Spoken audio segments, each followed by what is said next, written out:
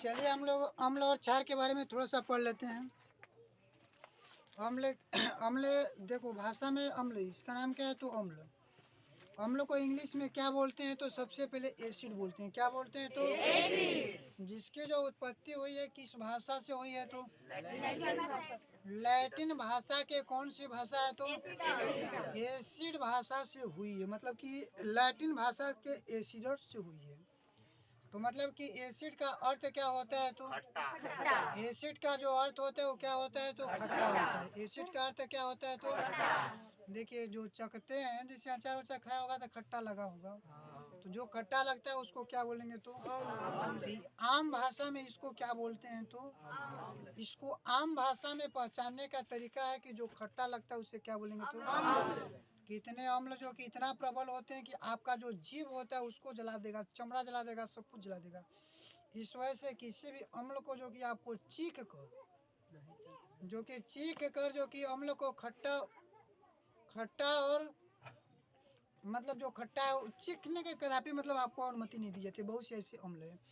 अम्ल जो कि होते हैं दो प्रकार के, वो प्रबल अम्ल होता है, वो क्या होता है प्रबल अम्ल जो कि पीएच मान उसका बहुत कम होगा, और प्रबल जो कि क्षार होगा उसका जो कि पीएच मान क्या होगा तो बहुत अधिक होगा।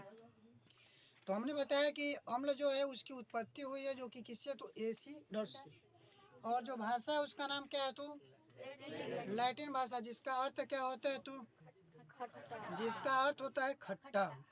अब चलते हैं अम्ल के बारे में। देखिए अम्ल का कोई भी जलीय विलयन होगा, अम्ल का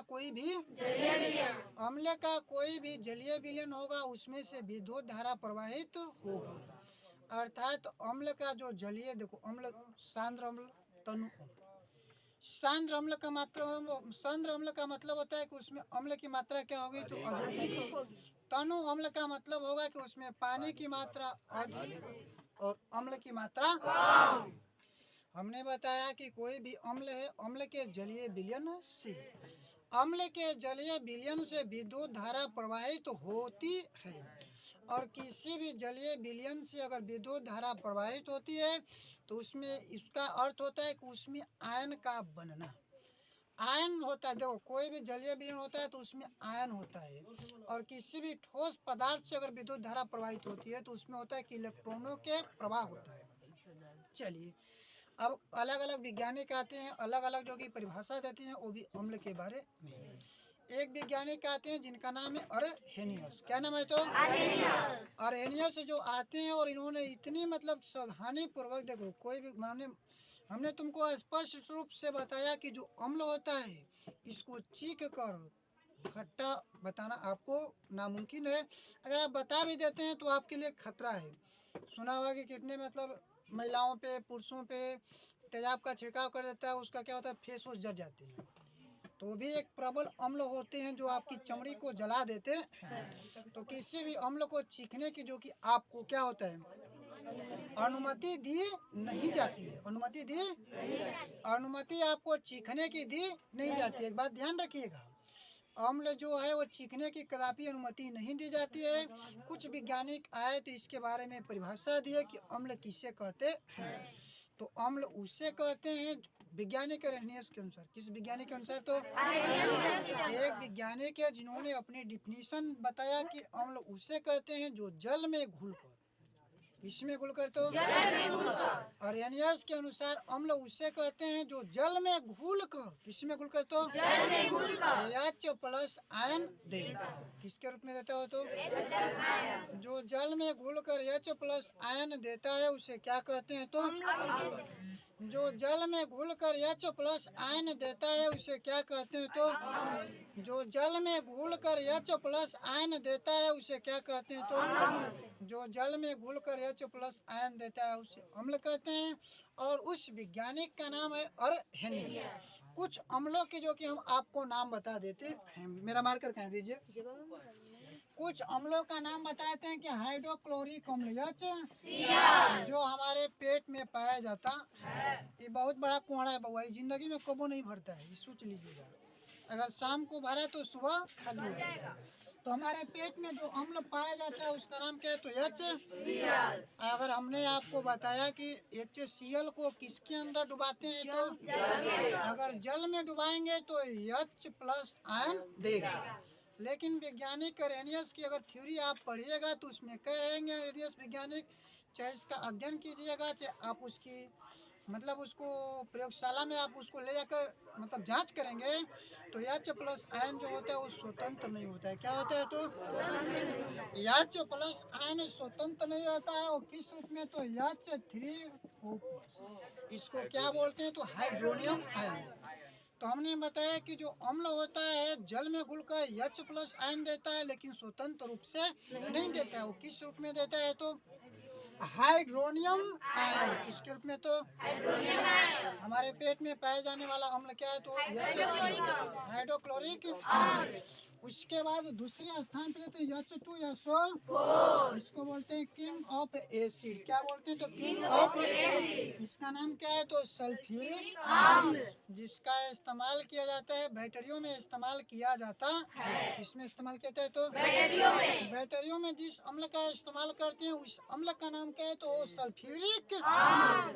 मोटर गाड़ियों में सल्फ्यूरिक अम्ल जो हमारे पेट में पाया जाता है, इस वाला पेट में, इस वाले अमाशय पेट में, उसका नाम क्या? तो इसका pH मान इतना कम होता है, इतना कम होता है कि अगर पेट से अगर मुंह में आ जाए तो मुंह की जो कि जबड़े की जो दांत होती है, जो शरीर की सबसे स्ट्रॉन्ग पार्ट होती है, उसको भी वो गला देता है।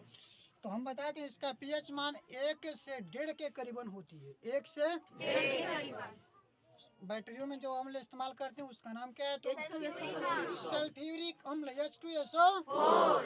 उसके बाद आगे हम लिख देते हैं नाइट्रिक अम्ल HNO3। क्या है? तो HNO3। नाइट्रिक अम्ल जिसको बोलते हैं HNO3। क्या बोलते हैं? तो HNO3। नाइट्रिक अम्ल क्या है? तो HNO3। क्या है? तो HNO3 नाइट्रिक अम्ल है जिसका इस्तेमाल जो कि किया जाता है सोना चांदी को शुद्धिकरण में। हमने अभी बताया सोना चांदी के शुद्धिकरण में। आप एक्वारेजिया का नाम सुने होंगे। एक्वारेजिया भी एक प्रकार का क्या है? तो एक प्रकार का क्या है? तो अम्ल है जिसमें हाइड्रोक्लोरिक अम्ल और नाइट्रिक अम्ल का क्या होता है? तो एक निश्चित अनुपात होता है, जिसमें हाइड्रोक्लोरिक अम्ल होता है 3 के अनुपात में और नाइट्रिक अम्ल 1 के अनुपात में। इसमें क्या होता है? तो एक्वारेजिया में होता है, जिसमें होता है कि हाइड्रोक्लोरिक अम्ल HCl और HNO3, इस दोनों का अनुपात चलता है एक्वारेजिया में। अरे गांव समाज की महिलाओं तो देखबे करते हो क्या होती है, उन लोगों को पता नहीं है तो सोनरा आता है तो क्या करता है? दो तो आज सोनरा क्या बोलता है? गंदा वाला साफ कहते हैं। और कौन सा एसिड लिया रहता है? तो एक्वा नहीं देखते हो गांव समाज की जो महिलाएं होते कहता है कि दो हो तो यार सोनवा गंदा हो गया, हम क्या कर देते हैं? उसको तो साफ कर देते हैं, साफ कर देते हैं। और उसमें लिया जाता है एक्वारेजिया वाला पानी, उसमें धो देता है, उसका सोना चमक जाता है। मतलब क्या हो जाता है? तो मतलब कि साफ होता है, चमक जाता है। और उसका मतलब कि औरत भी खुश हो जाती है कि हमारा सोना चमक गया, और वो अपन घुला के लेके चला जाता है। और सोना क्या बोलता है? जा हो तू अपन आदमी वो पैसा देबू अबू तो के पैसा क्या दे के बैठे रहे तो पैसा मत दो, तू अपन आदमी हो। लेकिन उसका जो कि मिश्रण होता है एक निश्चित अनुपात होता है।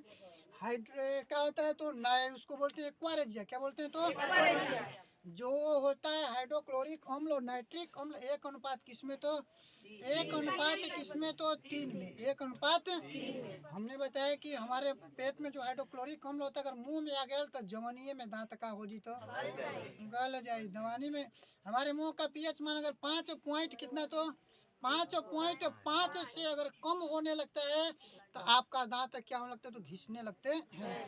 इस बात को भी आपको ध्यान रखना है। नहीं समझ में बात?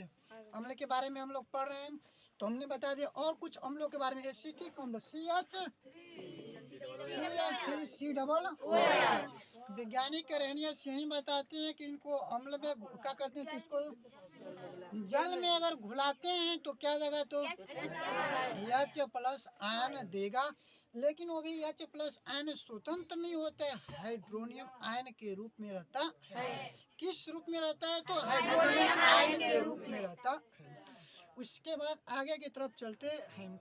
देखिए अम्ल की परिभाषा ये भी होता है कि अम्ल अगर भस्म से अभिक्रिया करता है किससे तो अम्ल है। अगर भस्म से अभिक्रिया करता है किससे तो अम्ल है। अगर भस्म से अभिक्रिया करता है तो अम्ल है। अगर भस्म से अभिक्रिया करता है, आप लोग थोड़ा सा देखिए ध्यान से।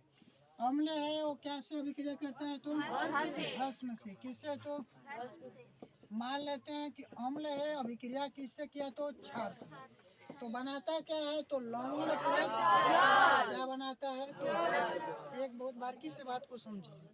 आप सुबह सुबह जाते हैं दतुइन से मुंह धोते हैं, क्या होते हैं तो रात भर जो कि ठूस ठूस के पेट में जो खाए रहते हैं तो पेट में हाइड्रोक्लोरिक अम्ल है कुछ वाला मात्रा कहाँ चलाते हैं तो अरे मुंह में चला आता है।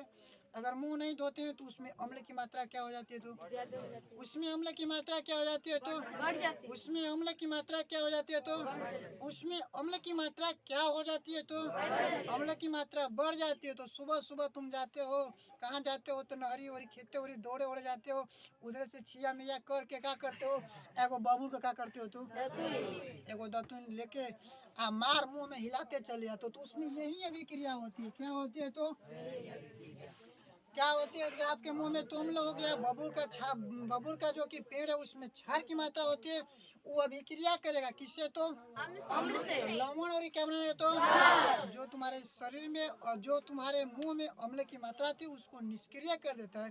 देखते हो कि मार्केट में तरह तरह के जो कि पेस्ट है, क्या है तो अब पेस्ट मुंह पे लगाना नहीं सर, हम बोल रहे हैं कौन सा पेस्ट तो दांत धोने वाला। तो पेस्ट होता है किस प्रवृत्ति का होता है तो क्षारीय प्रवृत्ति का होता है। अम्ल से अभिक्रिया कर दिया तो लवण और आपका दांत स्वस्थ रहता है।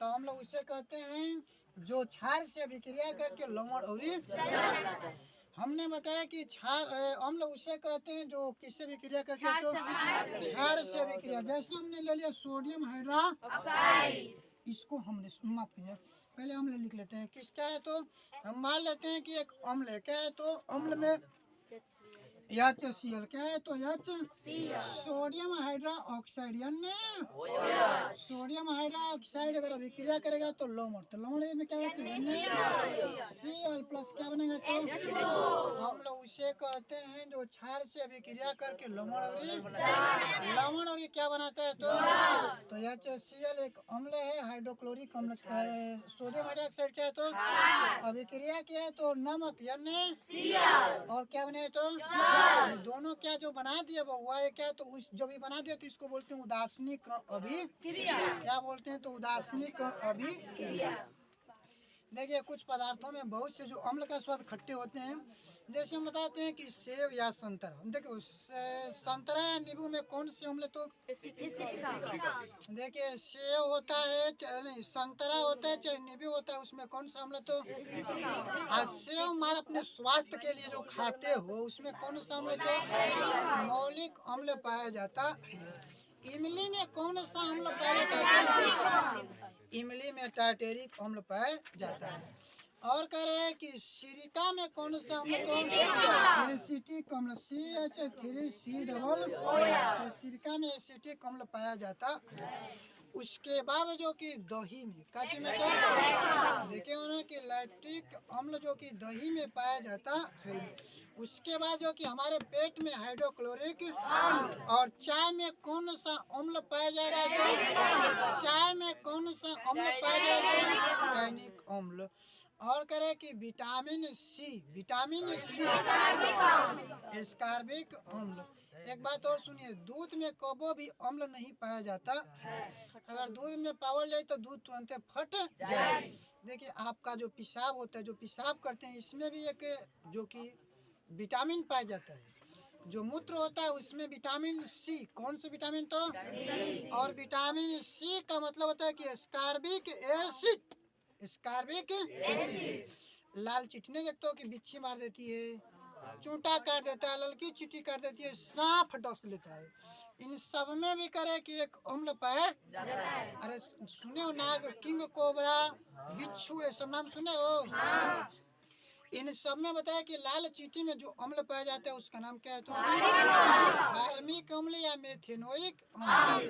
देखिए इसको मेथेनोइक अम्ल बोलते हैं, फार्मिक अम्ल बोलते हैं।